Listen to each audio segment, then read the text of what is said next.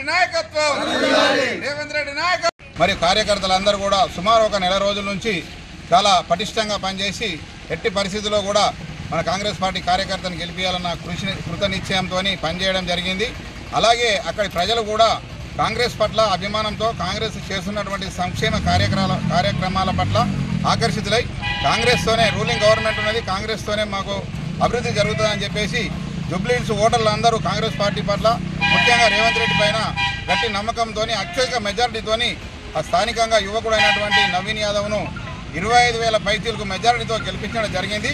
దీనికి గాను మేము మన డిచ్పల్లి గ్రామ కాంగ్రెస్ పార్టీ తరఫున ఈ కార్యక్రమంలో ఈ యొక్క విజయంలో పాల్గొన్న ప్రతి కార్యకర్తకు మరియు ముఖ్యమంత్రి రేవంత్ రెడ్డి గారికి, మన ఎమ్మెల్యే భూపతి రెడ్డి గారికి, అలాగే బీసీసీ ప్రెసిడెంట్ మహేష్ కుమార్ గారికి అందరికీ మేము గ్రామం తరఫున కృతజ్ఞత తెలియజేస్తూ జూబ్లీహిల్స్ ప్రజలకు కూడా మేము కృతజ్ఞత తెలియజేస్తున్నాము.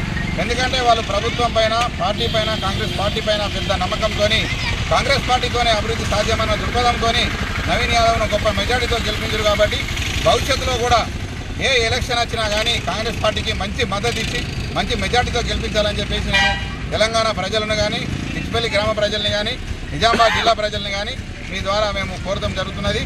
జై కాంగ్రెస్, రేవంత్ రెడ్డి నాయకత్వం.